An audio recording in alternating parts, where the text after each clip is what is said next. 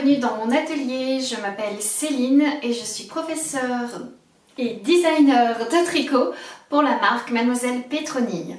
Je suis très heureuse de vous retrouver pour ce 29e épisode de podcast dédié aux arts de la maille et au tricot en particulier. Je vous remercie de votre fidélité pour toujours continuer à venir regarder ces épisodes.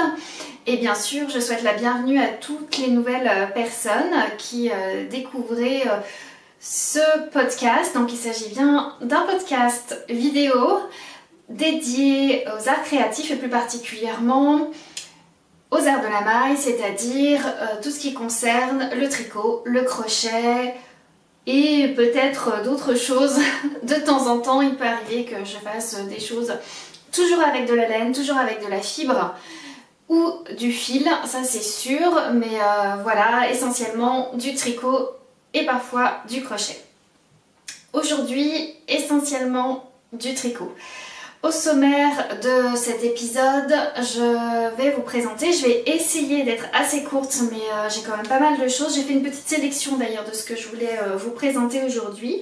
Je vais vous parler d'un ouvrage terminé, d'une sortie de patron qui a eu lieu au milieu du mois de mai, de 3 projets en cours, oui, même si j'en ai un peu plus, mais j'ai décidé de vous en présenter que 3. Et je termine toujours mes épisodes par un petit peu de blabla. Là je vais essayer d'être assez brève. Je vais vous parler d'un coup de cœur patron et voilà, de quelques petites choses qui ont lieu en ce moment et qui vont avoir lieu au mois de juin. Mais pour l'instant, retour sur le mois de mai, même si nous sommes déjà début juin, mais je vais faire un retour sur ce qui s'est passé pour moi et surtout ce qu'il y a eu sur mes aiguilles au mois de mai. Et je commence tout de suite par le segment consacré au tricot terminé.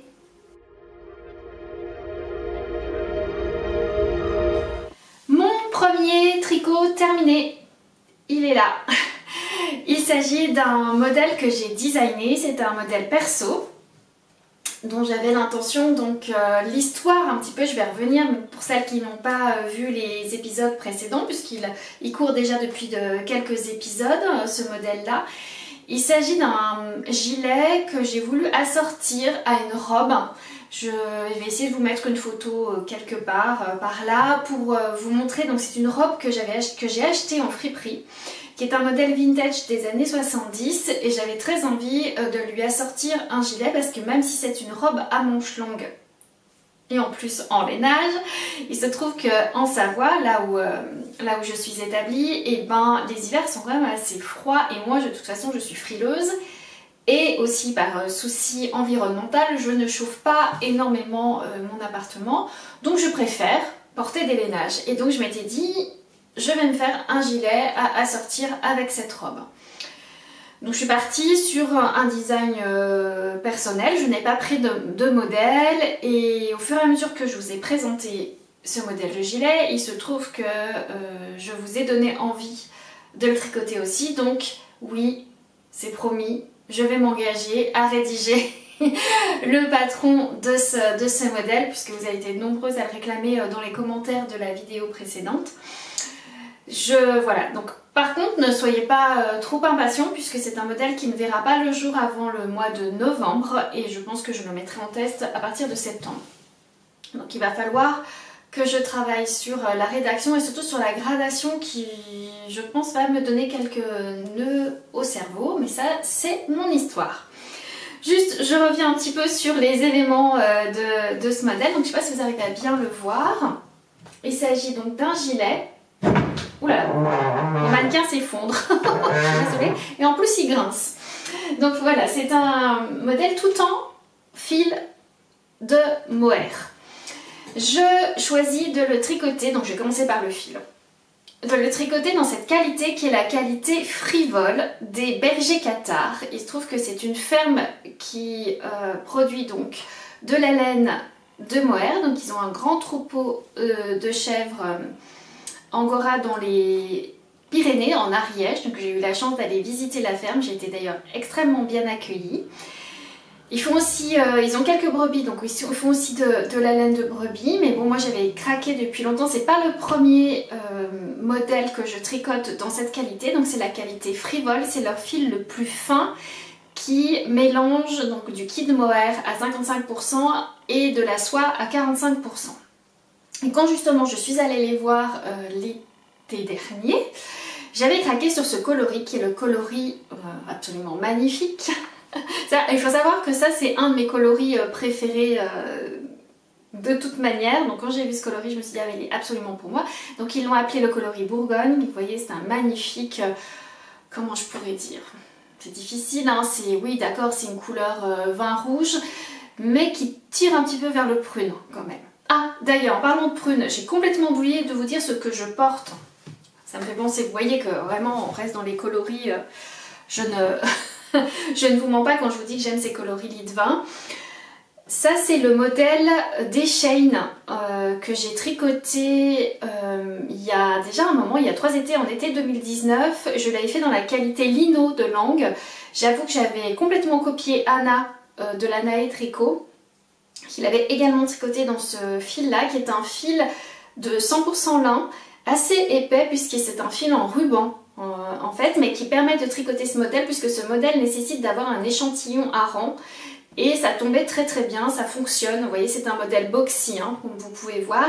Il n'est pas tricoté en une seule pièce, il est tricoté en aller-retour et il faut faire des coutures. Ah, voilà, mais moi ça ne me dérange absolument pas. Il n'y a que les manches en fait qu'on remonte et qu'on tricote en circulaire. Je vous mettrai de toute façon, comme toujours sous mes vidéos, dans la description de la vidéo en dessous, tous les éléments dont je parle dans cette vidéo, les liens vers les modèles. Là je vous mettrai le lien vers ma fiche Ravelry, vous puissiez avoir tous les éléments pour savoir comment je l'ai tricoté. Et bien entendu, je mets le minutage de chacune des séquences de ce dont je parle dans cette vidéo. Comme ça vous pouvez passer d'une séquence à l'autre si jamais il y a un passage qui ne vous intéresse pas. Donc voilà, excusez-moi pour cette parenthèse concernant ce que je porte, mais c'est simplement en voyant la couleur que je me suis dit j'ai oublié de vous parler de ce que je portais. Je reviens donc à mon projet terminé qui est donc ce gilet tout en mohair. Il est tricoté, vous voyez j'ai 2 pelotes qui sont entamées, c'est parce que j'ai tricoté en 2 fils tenus ensemble. Voilà, c'est tricoté avec deux brins tenus ensemble pour pouvoir obtenir ce tissu qui est quand même, tout en restant transparent et quand même un peu plus épais. Et convient notamment à la saison pour laquelle je vais l'utiliser. Au niveau des éléments du design, donc là, de toute façon je ferai en sorte de vous le montrer quand le patron sortira, je vous le montrerai. Là il est, alors je dis qu'il est terminé mais c'est faux, hein, il est terminé à 99% puisque je n'ai pas mis les boutons, je n'ai encore pas trouvé les boutons, d'ailleurs j'hésite. Si je passe soit sur des boutons qui sont exactement de cette couleur là, d'ailleurs si jamais vous avez des indices, ça m'intéresse. Et ou alors complètement contrasté soit avec justement des boutons un peu beige rosé, c'est le coloris de la robe avec lequel je vais le porter, ou alors dans des boutons de type laiton doré, voilà, pour avoir un effet tout autant rétro que le modèle. Voilà, donc j'ai plusieurs pistes mais j'ai encore pas choisi les boutons que je voulais lui mettre. Je reviens en ce qui concerne la construction. Il s'agit d'un top-down mais qui est tricoté avec un empiècement à manche tombante modifié. C'est une manche qui est un peu particulière, ça c'est quelque chose maintenant quand je fais des manches tombantes, donc c'est légèrement tombante. Vous voyez, elle n'est pas totalement, c'est pas un modèle avec une aisance importante comme un boxy, c'est un modèle qui avec une aisance à peu près de 10 cm.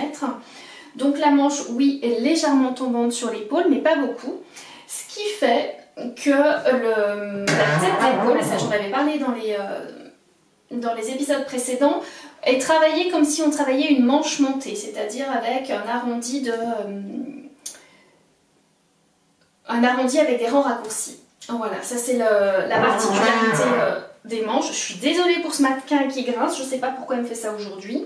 Vraiment désolée, je ne sais pas ce qui se passe. L'encolure est une encolure ronde, assez dégagée parce que je voulais quand même que ça coïncide bien avec la robe. En fait, je me suis calée un petit peu sur la réalité de la robe. On commence donc par des montages provisoires. Là j'ai commencé par un premier demi-devant, il y a une pente d'épaule, donc on tricote le premier demi-devant. Ensuite j'ai fait la même chose pour l'autre demi-devant, toujours avec une pente d'épaule créée avec des rangs raccourcis. Puis on vient relever les mailles, non on vient reprendre pardon, les mailles du montage provisoire tout en montant des mailles au milieu dos pour pouvoir faire donc l'empiècement dos. On fait en sorte d'avoir la même hauteur d'emmanchure devant et dos pour pouvoir venir rejoindre ici et tricoter ensuite ensemble tout le corps en aller-retour, bien sûr puisqu'il s'agit d'un gilet, mais on n'a pas de couture sur les côtés puisqu'on tricote tout le corps à partir des emmanchures en une seule pièce. Puis on vient relever les mailles d'une certaine manière pour tricoter les manches en faisant justement cet arrondi d'épaule. Ce sont des manches qui sont tricotées toutes droites, sur laquelle on va venir resserrer très fortement au niveau du poignet.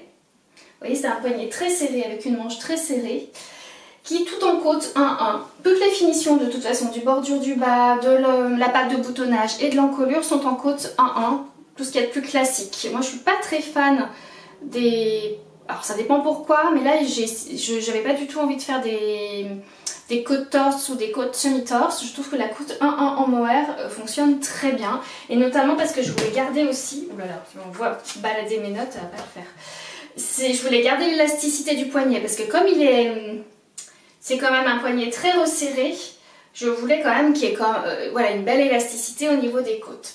La seule différence c'est que le corps est tricoté en 3,75 alors que les bandes de côte, elles sont en 3,5. Voilà pour ce qui concerne les éléments de construction. On relève la patte de boutonnage, on relève la bordure d'encolure pour faire les côtes 1-1 également. Ce sont des rabats alternés, mais ça c'est pareil, j'explique dans le patron ce que j'entends par rabat alterné. Voilà, et puis la particularité, là je ne sais pas si vous allez arriver à bien voir, mais je vous l'avais bien montré sur les autres vidéos. Il y a un motif en fait qui court tout le long du modèle et du gilet. Il s'agit des côtes plates. Ce sont des côtes plates de 10 mailles. Voilà, 9 plus 1. C'est ça qui fait l'originalité un peu vintage de ce modèle et qui rythme un petit peu aussi le tricot. Voilà pour les éléments de ce design. Je ne vais pas en parler plus que ça pour l'instant, je suis très contente. Malheureusement je ne peux pas en profiter puisque je ne porte pas la robe en ce moment. Puisque ça y est, nous sommes presque en été en Savoie alors que nous sommes censés encore être au printemps, mais il fait très très chaud. Donc je ne le porterai pas tout de suite, donc tant pis, je vais accepter d'être frustrée pendant quelques mois, mais j'aurai beaucoup de plaisir à l'avoir dès l'automne prochain et à vraiment le porter avec la robe avec laquelle je voulais la sortir. Je ne lui ai pas encore donné de nom, donc on verra peut-être au moment du test, ça y est, j'aurai une étincelle concernant le nom de ce modèle. Et ben j'espère qu'il vous plaît toujours autant, n'hésitez pas à me dire ce que vous en pensez et puis pareil, si vous êtes intéressé pour tester mes modèles, n'oubliez pas de m'envoyer un email. De toute façon, je vous mettrai l'adresse email par elle en dessous dans la description. Vous me dites par email que vous êtes intéressé pour tester mes modèles, vous me laissez votre adresse email et moi je l'ajoute à ma liste de diffusion des appels hôtesses qui vous permet donc de recevoir les appels hôtesses quand ceux-ci commencent. Voilà. Je termine avec le gilet tout en mohair. Et je vais passer à mon deuxième ouvrage terminé, mais celui-ci il est terminé depuis bien longtemps, je vous l'avais déjà montré. Il s'agit de la sortie de patron du mois de mai.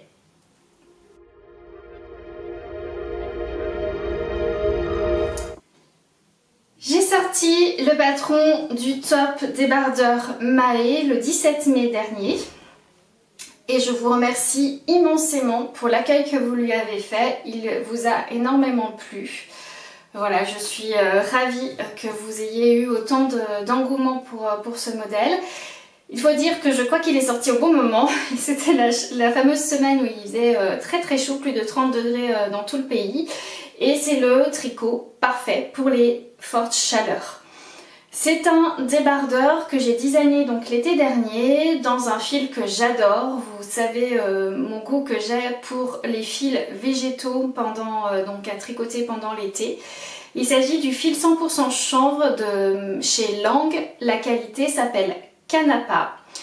Et il s'agit d'un fil en calibre fingering, ce qui est fabuleux pour tricoter des modèles d'été, puisque nous allons avoir à la fois les qualités thermiques de la fibre dans un fil fin, ce qui permet vraiment d'avoir des vêtements très légers. D'autant que là j'avais opté pour faire un débardeur, donc un top sans manches. Forcément on porte quelque chose d'aussi léger dans un tissu léger, puisque ça va avec l'idée de lutter contre les fortes chaleurs. Pour moi c'était compliqué de proposer un modèle aussi léger, échancré au niveau des emmanchures, échancré au niveau des décolletés, si je l'avais proposé dans un fil, même si c'était dans un fil végétal, mais un peu plus épais en termes d'épaisseur de fil, en termes de calibre, ça n'avait pas de sens. C'était, voilà, ça allait alourdir le vêtement et pas procurer la sensation de fraîcheur qu'on a envie d'avoir avec ce type de vêtement.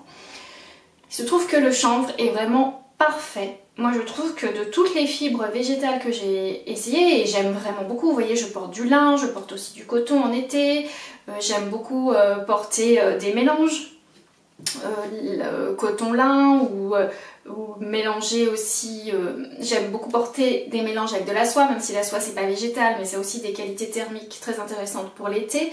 Mais par exemple, soit j'aime bien porter la bourrade de soie, mais j'aime bien porter aussi la soie mélangée avec du lin. Donc là, vraiment, moi, mon coup de cœur, pour l'instant, c'est le chanvre. Et parce que il a quelque chose... Il a là, vous voyez, hein, il y a énormément... Il est extrêmement fluide, très léger. Au niveau, il est... Même... Alors, ce qui est marrant, il a du poids. C'est-à-dire qu'il a une tenue. C'est pour ça qu'il a ce joli drapé. C'est parce que c'est un fil qui est quand même assez lourd. Mais il est léger en termes de confort. Et surtout, il est très frais. C'est vraiment quelque chose qui apporte de la fraîcheur quand on le met à même la peau. Donc moi c'est pour ça que je l'aime particulièrement ce fil. Par contre, je préfère le dire tout de suite, c'est pas un fil facile à travailler. Quand on a l'habitude de tricoter, quand on commence à tricoter, on vient de commencer à tricoter avec des fils de fibres animales de type mérinos ou autres fils de laine ou même l'alpaga, ce sont des fils dont on a une certaine souplesse et ce sont des fils rebondis qui permettent d'avoir un tricot très fluide, très facile, puisque l'élasticité permet d'appréhender la maille, de piquer dans la maille de manière à ce que ça devienne très souple. Ce qu'on n'a pas avec ce type de fibre. C'est un fil qui est absolument pas piquant, qui n'a pas ce côté désagréable parce que piquant, mais c'est un fil qui est très sec et qui n'a pas du tout d'élasticité. Donc il est beaucoup plus exigeant au niveau des doigts et des mains, parce que pour pouvoir le tenir et pour pouvoir garder une tension régulière et une tension assez serrée comme là je le propose dans ce patron, et ben ça demande d'être un petit peu plus présent sur ses aiguilles, de bien tenir le fil quand on le tricote. C'est d'ailleurs pour ça aussi qu'il est souvent proposé de le tricoter sur des aiguilles en bois ou en bambou plutôt que sur des aiguilles en métal, parce qu'il va moins glisser, il va moins échapper, les mailles vont pas s'échapper, puisque comme il n'a pas cette élasticité, un fil de laine, quand il est tendu sur l'aiguille, il est comme un élastique un peu autour de l'aiguille, c'est-à-dire qu'il tient l'aiguille. Là, absolument pas. C'est comme si vous tricotiez une ficelle, vous voyez, et donc du coup, la maille, elle ne bouge pas. À partir du moment où elle a pris sa tension autour de l'aiguille, elle peut glisser à tout moment. Donc il faut faire attention, bien tenir ses mailles sur les aiguilles. Ça, c'est vraiment important. Mais ensuite, avec la chaleur à la fois des mains, et puis vous verrez aussi avec le lavage, c'est après un tissu qui est absolument magique. Il est très souple, très agréable, fluide, vous voyez. C'est vraiment... moi je trouve que par rapport au lin, l'avantage qu'il a, c'est qu'il se froisse beaucoup moins. Vous voyez, je vais le prendre là. Je vais le froisser. Il va beaucoup... Alors il marque, hein, je vais vous montrer qu'il marque pas, mais il marque beaucoup moins. Voilà, hop, hop, hop, un petit coup. Et hop, il est repassé. Donc il a aussi cet avantage de reprendre la forme beaucoup plus facilement qu'un lin par exemple. Toutefois, rien ne vous empêche de tricoter ce modèle dans une autre fibre qui convient mieux pour vous. Ça peut être du lin, ça peut être du coton. Attention toutefois de bien obtenir l'échantillon qui est recommandé sur le patron. C'est un échantillon de 26 mailles pour 40 rangs. Et j'ai envie de dire, c'est vraiment important là d'obtenir ces 26 mailles. En tout cas, de vous en rapprocher le plus possible. Pourquoi ? Moi, je l'ai tricoté dans des aiguilles 3 mm pour vous donner une idée, hein, pour arriver à avoir l'échantillon de 26 mailles et en maintenant une bonne tension sur mes aiguilles. Un débardeur est un modèle qui est ajusté au niveau de la poitrine et de la surpoitrine, à ce niveau-là et à ce niveau-là. Si on ne veut pas que ça baille sous les aisselles, si on ne veut pas que ça baille au niveau des bretelles, il faut vraiment qu'il soit ajusté. Donc ça m'a demandé de faire quand même pas mal de calculs et vous aussi, il va falloir faire très attention à bien prendre vos mensurations, que ce soit de surpoitrine et de poitrine pour arriver à choisir votre taille, c'est très important. Et si vous avez le bon échantillon en nombre de mailles, vous n'aurez pas de soucis, il sera ajusté. Alors bien sûr, entre 0 et 4 cm d'aisance positive. Bien entendu, on n'est pas des machines et on ne peut pas avoir exactement toujours la bonne tension. Le fil est vivant en fonction de ce que vous utilisez comme type de fibre. Et ben, il va bouger avec le lavage, avec votre chaleur corporelle. Donc forcément, il ne va pas être complètement moulé et impeccable sur votre corps. Donc, il faut lui donner toutes les possibilités d'être au mieux. Et pour cela, c'est vrai que c'est important d'obtenir cet échantillon en nombre de mailles. Je vous invite vraiment à aller voir les versions des testeuses. Je vous mettrai pareil le lien vers la fiche Ravelry du modèle et vous verrez dans les versions des personnes qui ont déjà tricoté le modèle, vous allez avoir toute la panoplie de types de fils que vous pouvez utiliser pour ce type de modèle. Si vraiment vous n'êtes pas confortable avec les fibres végétales, rien ne vous empêche de le tricoter avec par exemple un mélange laine-coton. En fingering, il y en a un qui marche très bien, qui est un light fingering mais qui gonfle un peu. C'est le mélange coton-laine de chez Bessé Garn. Alors je ne sais plus comment il s'appelle, mais voilà, vous allez pouvoir le retrouver facilement chez la marque Bessé Garn. C'est un mélange coton-laine. Et c'est vrai que ça marche très très bien puisque du coup vous avez un confort plus agréable sur le tricot et vous allez quand même pouvoir obtenir l'échantillon. Bien sûr votre ouvrage sera un petit peu plus chaud puisqu'il y a de la laine dedans, il ne faut pas se mentir. Donc ensuite, au niveau donc de la construction, je vais reparler, essayer d'être assez synthétique.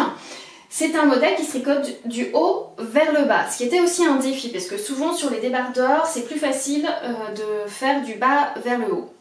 Pourquoi j'ai fait ce choix là? C'est parce que ça va vous permettre d'ajuster. Vous voyez qu'il y a quand même un joli décolleté qui est assez plongeant sur le devant, puis vous avez aussi un décolleté un petit peu en V arrondi dans le dos, donc qui descend un petit peu moins dans le dos que sur le devant, mais vous avez quand même deux beaux décolletés. Donc il faut quand même que les bretelles tiennent bien sur les épaules. Oh désolée hein, pour ce mannequin qui grince, j'ai toujours pas trouvé la solution, même quand j'ai changé le vêtement.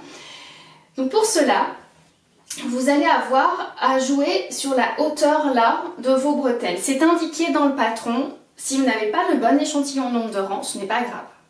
Puisque l'important est d'obtenir la mesure que je vais vous indiquer sur cette partie-là. Voilà, à cette étape-là, vous avez une mesure en centimètres et c'est important d'avoir cette mesure en centimètres. C'est vraiment ce qu'il faut retenir. Puisqu'après, vous ne pourrez pas venir jouer sur la profondeur comment ça s'appelle, de décolleté et d'emmanchure, parce qu'il y a aussi une pente au niveau de l'emmanchure. Là, il va falloir suivre ce qui est écrit. Sinon, ça va trop vous modifier après la dimension au niveau du tour de poitrine. Donc, pour pouvoir jouer sur la hauteur de décolleté, si vous n'avez pas le bon échantillon en nombre de rangs, il faut jouer au niveau de la hauteur de votre bretelle et de bien respecter la dimension.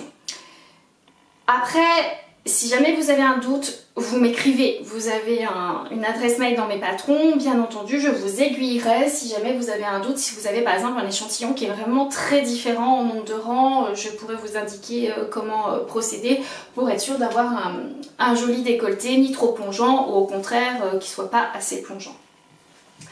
Donc quand on a tricoté les deux demi-devants, on les joint ici, on tricote ensuite la profondeur d'emmanchure, on met les mailles en attente, on reprend les montages provisoires, à nouveau pareil au niveau des épaules, on va tricoter un demi-dos, un autre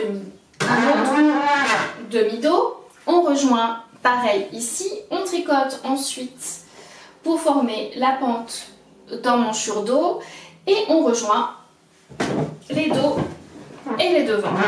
Et ensuite, on tricote en jersey circulaire tout en formant sur les côtés. Vous avez des augmentations qui vont venir se placer. Alors, elles sont invisibles, hein, là on ne les voit pas, mais elles vont venir se placer sur chacun des côtés pour donner une forme en A au top.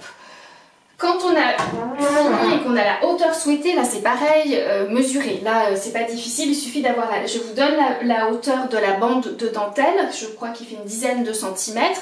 Vous faites la mesure qui vous convient et en prenant en compte cette hauteur là, et vous pouvez tout à fait ajuster votre top. Moi j'en ai fait une version assez crop puisque j'ai un petit buste, mais rien ne vous empêche de le rallonger. D'autant que comme vous avez une forme en A, vous pouvez vraiment venir le faire tomber sur les hanches, même si vous avez les hanches, moi j'ai les hanches, voilà, moi j'ai une forme en A, donc j'ai les hanches beaucoup plus larges que mon tour de poitrine, donc vous pouvez le rallonger, ça ne pose pas de problème.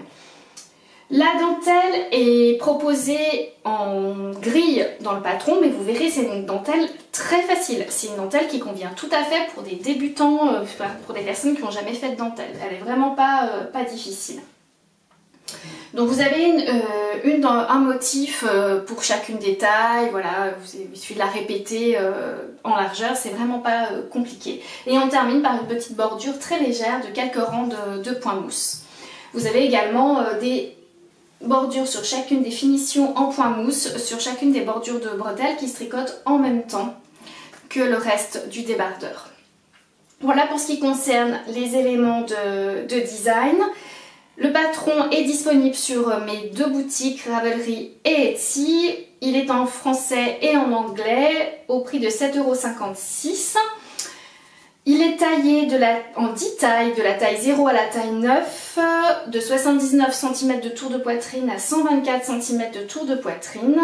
Voilà, et puis je vous encourage aussi à aller voir Anna de Lana et Tricot propose des kits pour tricoter exactement la même version à la fois avec le fil Canapa de chez Lang, mais elle a aussi fait entrer cette année une nouvelle qualité qui est la qualité, mais je vous en parlerai plus tard puisque je l'ai sur les aiguilles en ce moment, c'est Crealino de Lang qui est un équivalent en termes de calibre de fil, mais en 100% lin cette fois-ci. Voilà, pour les personnes qui ont peut-être un petit peu peur d'appréhender le chanvre, voilà, et que vous êtes plus habitué à tricoter du lin, c'est tout à fait possible aussi de le faire, d'autant que je crois que c'est la même gamme de couleurs.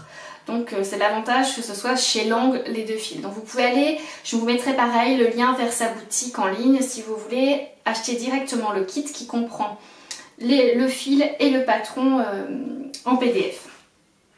Et ben voilà, je vais m'arrêter là pour ce qui concerne cette sortie de patron et je vais faire la transition tout de suite sur mes ouvrages en cours, sur mes projets en cours, puisque vous allez voir qu'il y a un lien avec le top maille.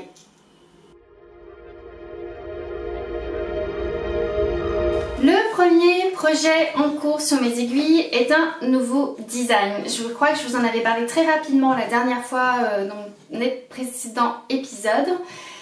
Il s'agit d'un petit gilet d'été de forme kimono que je veux venir assortir au top maille. C'est pour ça que j'ai fait exprès de le mettre sur le mannequin avec le top.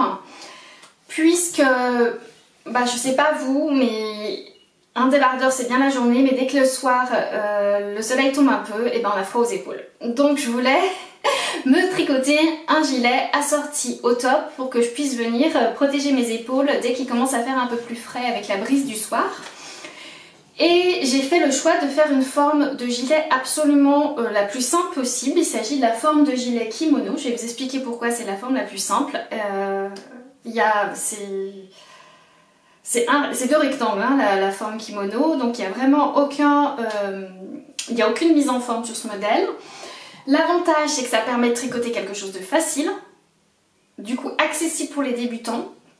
tout en se faisant plaisir avec un joli fil et en plaçant un petit motif de dentelle tout aussi facile à réaliser. Vraiment l'objectif c'était ça. On va peut-être commencer par le fil, hein, puisque là aussi c'est un fil qui est très intéressant. C'est un fil d'été que propose la marque Feliz y Punto, qui est une teinturière établie en Espagne. Justina, alors Justina n'est pas espagnole, je ne crois pas, je me demande si elle n'est pas bulgare, mais je voudrais pas dire de bêtises. Elle est établie en Espagne et elle teint de magnifiques choses, vraiment vous savez que j'ai une de mes teinturières préférées. Et il se trouve que moi je privilégie toujours les fibres qui sont non traitées et qu'elle propose des fils végétaux non traités. C'est pour ça que je me suis tournée vers sa qualité Solaris qui est un mélange, alors je ne vais pas dire de bêtises en termes de pourcentage, c'est 75% soie et 25% cellulose de lin. Génial! Ce fil est absolument mais magique. Il a la fraîcheur, la brillance de la soie. Et ça est la... Comment on pourrait dire? Pour moi le lin pardon, a du corps. Il tient, c'est une fibre qui est absolument... qui a du caractère. Voilà, c'est-à-dire que c'est très difficile d'avoir un lin qui est très régulier parce que les fibres de lin sont quand même assez courtes. Et moi j'aime ça en fait, parce que de temps en temps on va avoir des petits brins de lin qui vont sortir du fil. Voilà, ça donne quelque chose qui est un peu moins lisse, qui donne du caractère et moi ça pour moi c'est quelque chose d'important. Vous allez voir aussi après sur mon prochain en cours. Voilà, je trouve ça très intéressant ces fils. Presque comme quand voilà, moi je commence seulement à découvrir le filage et ce que je trouve intéressant c'est que en fait c'est très difficile d'obtenir un fil absolument régulier sur toute la longueur. Et j'ai envie de jouer avec cette idée d'irrégularité et je trouve ça très sympa. Bon là on n'en est quand même pas là, hein, ça reste quand même une chose très régulier, la définition du point absolument magnifique.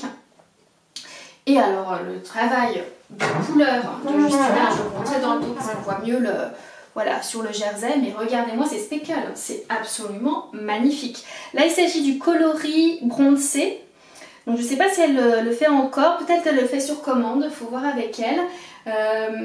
Voilà, je sais qu'elle sort souvent plein de nouveaux coloris, donc c'est pas dit que des fois elle ait toujours tous les coloris en stock, mais je suis communiquer avec Justina.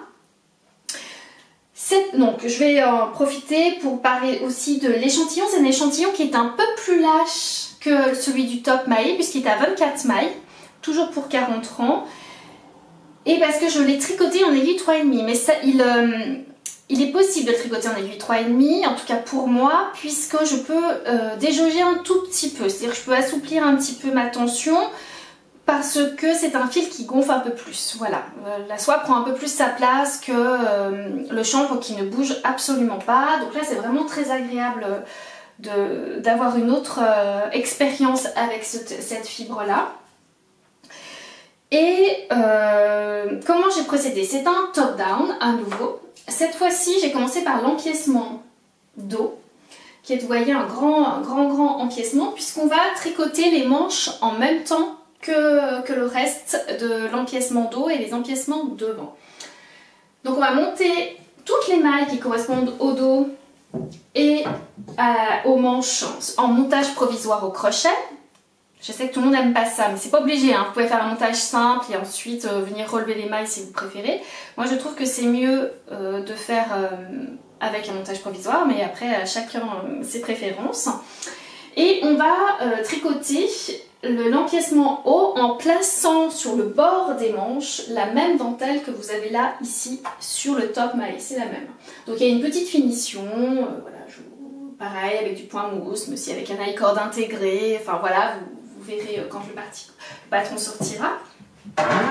Puis ensuite, quand on a tricoté l'empiècement haut avec une emmanchure qui est quand même assez large, hein, j'ai préféré avoir une emmanchure assez large pour avoir justement la fraîcheur, voilà, pas avoir quelque chose qui est serré au bras, alors qu'en été on vient un peu de choses un peu plus aérées.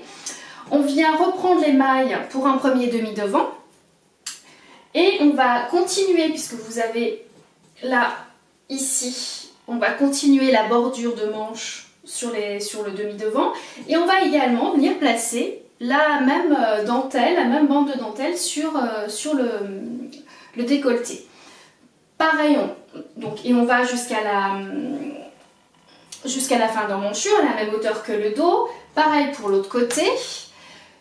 Puis on va venir rassembler sous l'aisselle les demi-devants et le dos et on va travailler comme un gilet en aller-retour tout en maintenant toujours la bande de dentelle sur le devant.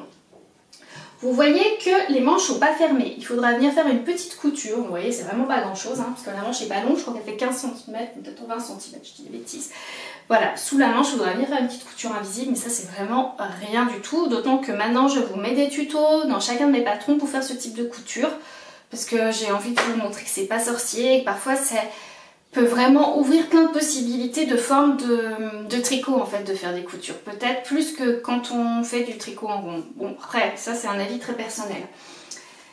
Donc là j'ai bientôt terminé le corps. Je voudrais faire bien sûr la même longueur que le débardeur. Et puis ensuite il y aura une petite bordure en bas, pareil, pour qui viendra dépasser légèrement le débardeur.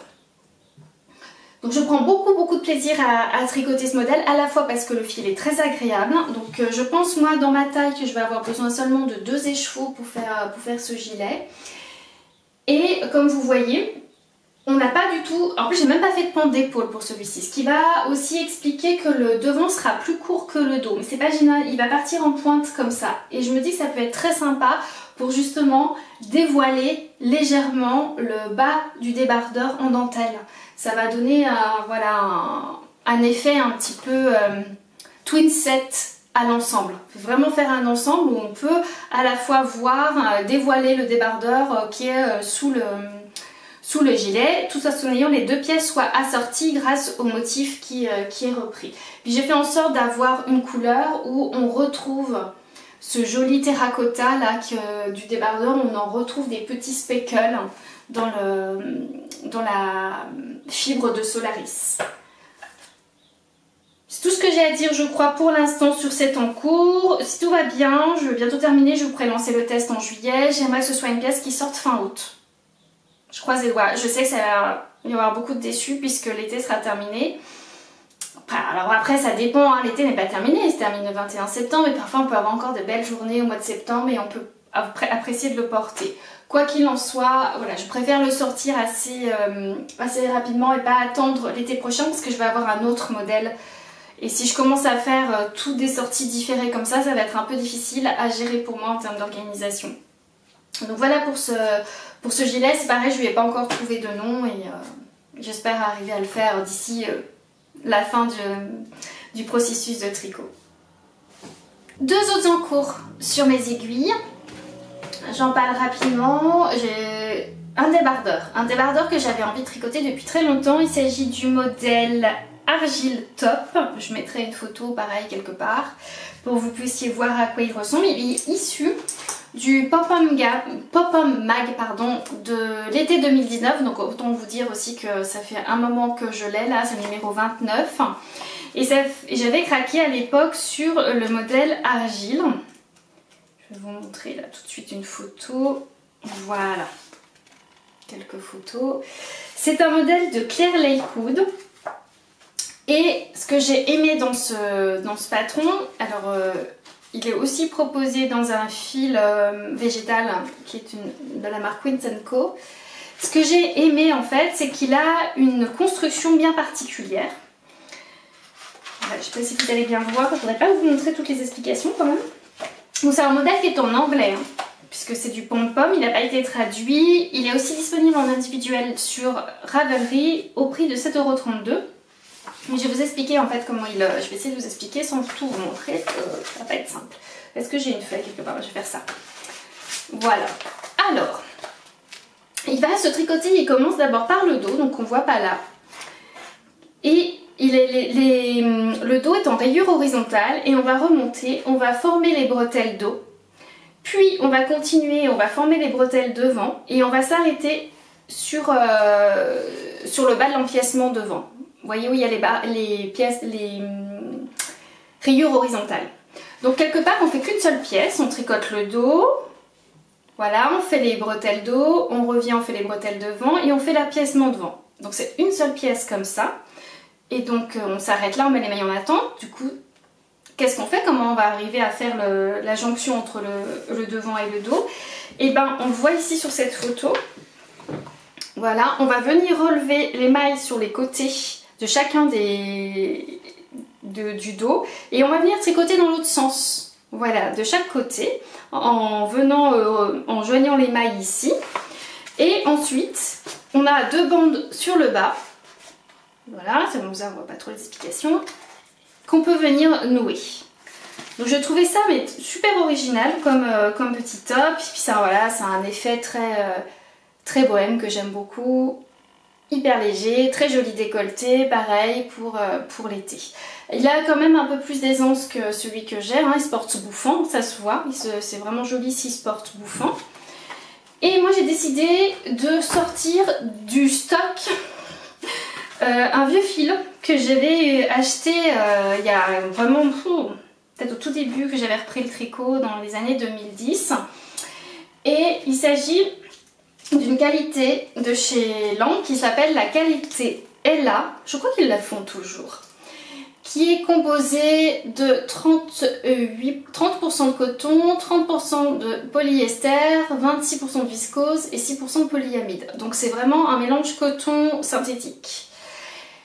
Et vous allez voir que ce qui m'a intéressée sur ce fil, c'est justement que c'est un fil qui n'est pas du tout régulier, qui joue sur l'irrégularité à la fois de l'épaisseur du fil, de la texture de fil et de la couleur de fil.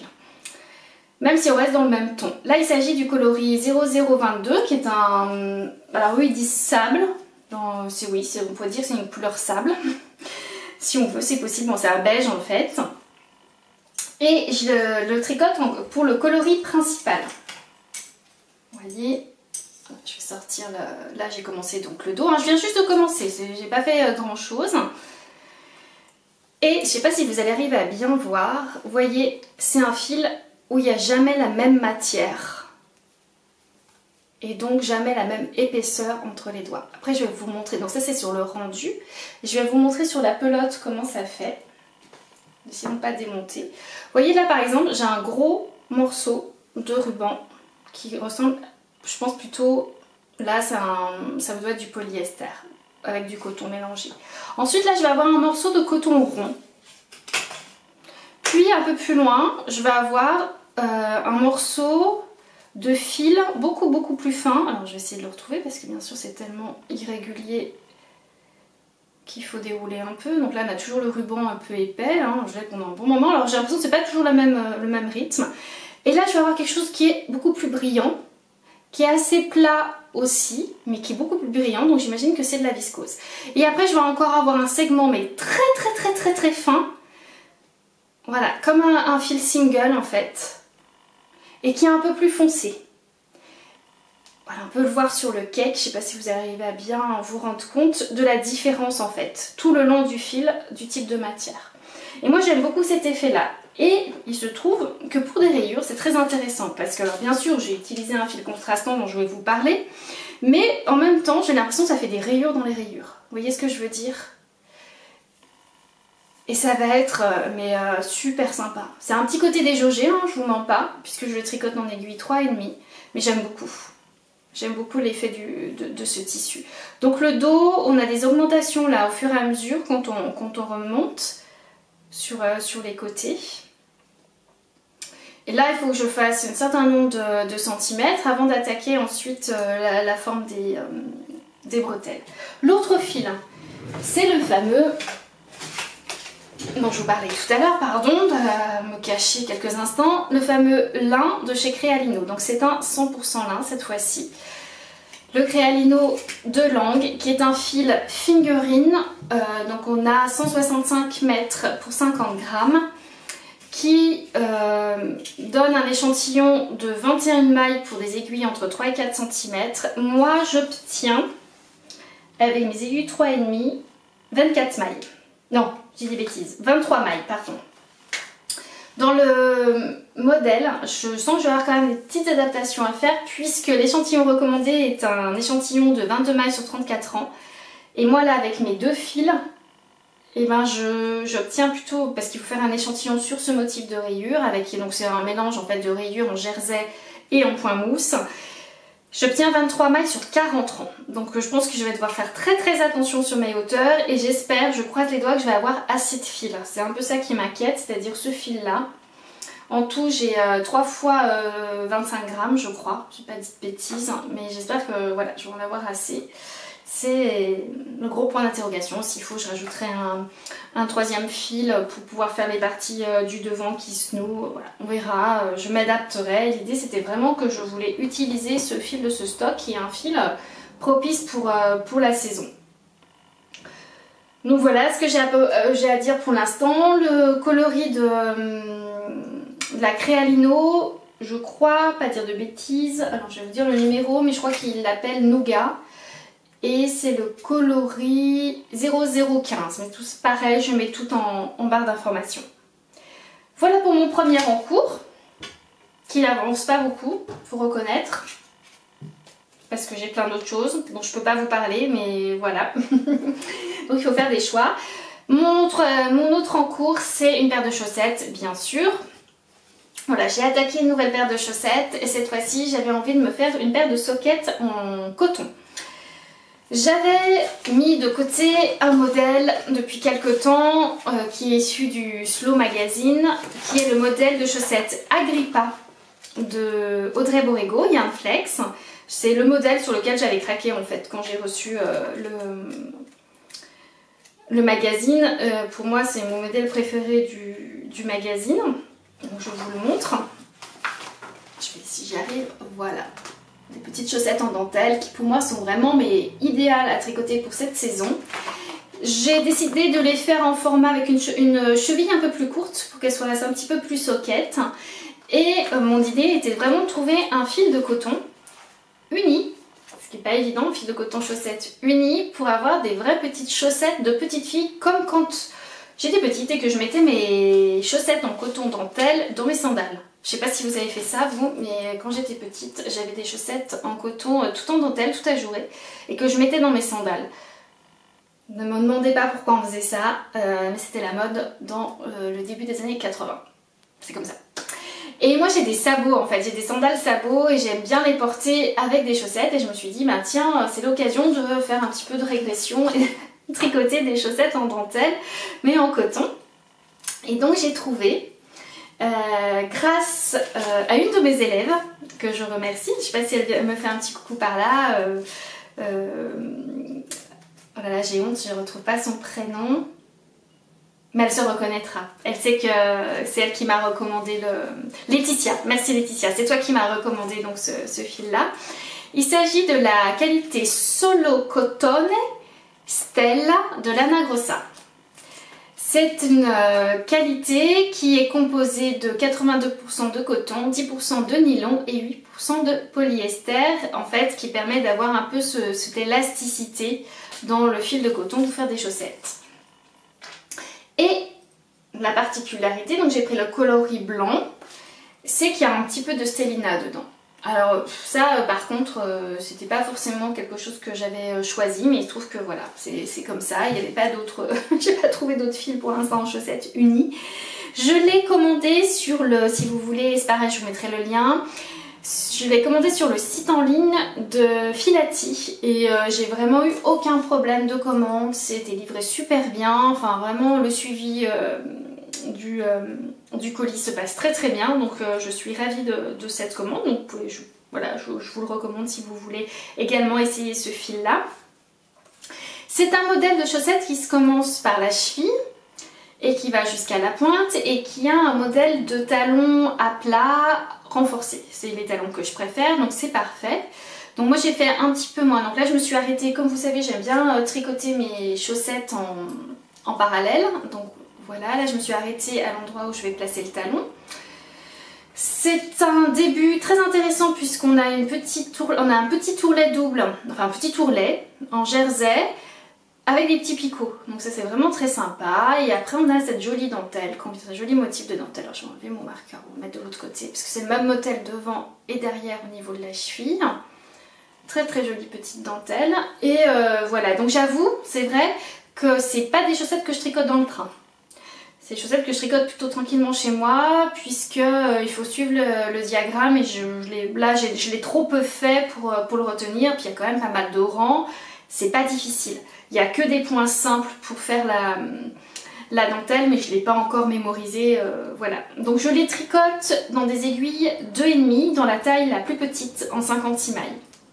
J'ai pas fait d'échantillon mais je connais assez bien maintenant le type d'échantillon que j'ai pour des laines de cette épaisseur là, donc je pense que ça devrait le faire. Puis bon, il y a de l'élasticité en fait dans cette fibre puisque voilà, il y a, bon, je sais pas si vous êtes bien vous mais c'est impressionnant. On voit qu'il y a comme un fil élastique d'élastane dans le fil de coton, ce qui permet justement d'avoir ce confort après au niveau des chaussettes. Je crois que c'est tout bon concernant mes encours du moment. Et bah écoutez, je vais venir tranquillement conclure cette vidéo avec la dernière partie blabla et coup de cœur.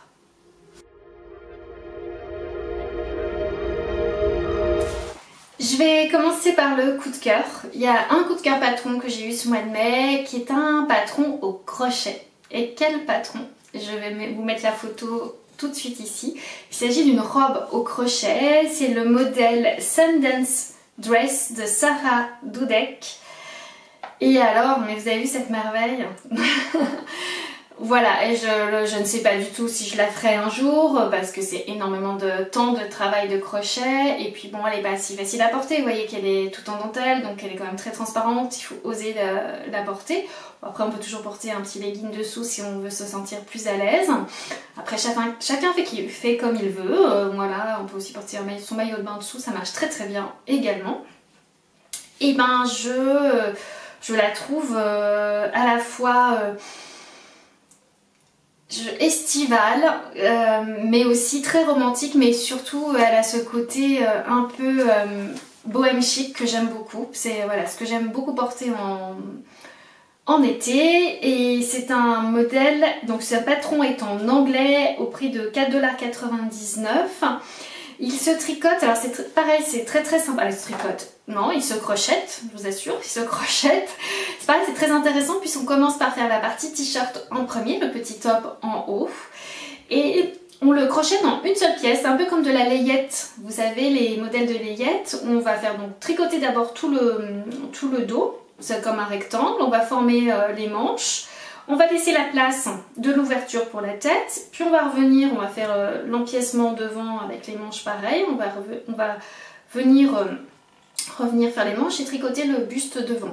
Et après il faudra qu'on fasse sur les coutures sur les côtés et les coutures sous les manches. Ce sont des manches que j'aime beaucoup puisque ce sont des manches très très larges, qui descendent avec une emmanchure très très large qui donne cet effet un peu chauve-souris, mais bon, même si ce ne sont pas du tout des manches chauve-souris, parce qu'elles sont courtes, hein, c'est pas du tout de la manche longue, ni en forme, elles sont toutes rectangulaires. C'est crocheté en bride, je dis pas de bêtises, ou peut-être en double bride, voilà, donc c'est assez simple. Et ensuite on reprend les mailles au niveau de la taille pour aller venir crocheter toute la jupe. Alors là, la jupe, il y a du kilomètre de fil, hein, ça on n'en doute pas, et c'est un très joli motif, pardon, de dentelle au crochet. Et après on peut faire la longueur qu'on veut. Là elle propose une longueur un peu midi, on peut faire longue, on peut faire plus courte, on peut faire de la mini robe aussi si on veut. Voilà, donc je trouve ça super chouette, ça donne très très envie. Je la verrais bien justement dans un joli lin, pourquoi pas crocheter en lin. Voilà, ça c'est juste pour rêver, voilà, juste pour le plaisir et juste pour rêver. Voilà pour ce qui concerne le coup de cœur de ce mois de mai. Et puis avant de vous quitter, je voulais vous dire deux petites choses rapidement, deux petites infos. Vous rappeler que si vous le souhaitez, vous pouvez participer au call qu'organise le Chat qui tricote, qui s'agit concernant mon modèle de pull en mohair qui s'appelle le pull Edelweiss et qui est un pull tout ce qu'il y a de plus basique, tricoté avec un empiècement circulaire du haut en bas. C'est un très bon patron pour découvrir le tricot circulaire et notamment avec un empiècement circulaire. Il y a plein d'options pour réaliser cet ouvrage. Vous pouvez le tricoter dans un fil simple, dans un fil double. Vous pouvez le tricoter en plaçant le motif mais en ne plaçant pas le motif. Vous pouvez le tricoter en... Il y en a aussi maintenant qui se l'approprient et j'adore, qui ont mis tout le motif sur tout l'empiècement haut. Et il y a plusieurs types de finitions sur ce modèle. Vous pouvez faire des manches courtes, des manches 3/4, des manches longues, vous pouvez faire des finitions au point mousse, des finitions en I-cord, des finitions en côte. Voilà, c'est un modèle très multipasse, on pourrait dire. Voilà, vous pouvez utiliser toutes possibilités pour vous faire le modèle. Donc c'est Camille et j'ai oublié son prénom, je suis désolée, et sa collaboratrice du Chat qui tricote, qui organise donc le cal sur Ravelry. Je vous mettrai pareil le lien en dessous. Et c'est un cal qui court jusqu'au 30 juin, vous pouvez le rejoindre à tout moment, il n'y a pas de date, l'important c'est de démarrer comme vous avez envie. Et à cette occasion, il a démarré donc le 10 mai et jusqu'au 10 juin. Je propose une réduction de 15% sur le prix du patron si vous voulez profiter voilà, de cette occasion pour vous offrir le patron à prix réduit. Voilà pour ce qui concerne le cal Edelweiss. Et ensuite, deuxième chose, je voulais vous dire que j'ai trop hâte, me rendre le 25 juin, le samedi 25 juin chez Lana et Tricot à l'occasion de la venue de Déborah des Petites Potions, qui vient faire un trunk show chez Lanae ce samedi-là. Il y aura également tricoté tout l'après-midi pour cette occasion-là. Et c'est vrai que j'aime beaucoup le travail de Déborah que j'ai appris à connaître il n'y a pas si longtemps. Voilà, donc je suis ravie de pouvoir voir ce qu'elle va nous proposer à cette occasion. Et je sais qu'elle nous a réservé des petites surprises, donc si vous avez la chance de pouvoir vous rendre à Grenoble le 25 juin, je serai ravie de pouvoir vous y croiser. Sinon, bien entendu, je vous dis un grand merci pour avoir regardé la vidéo jusqu'ici.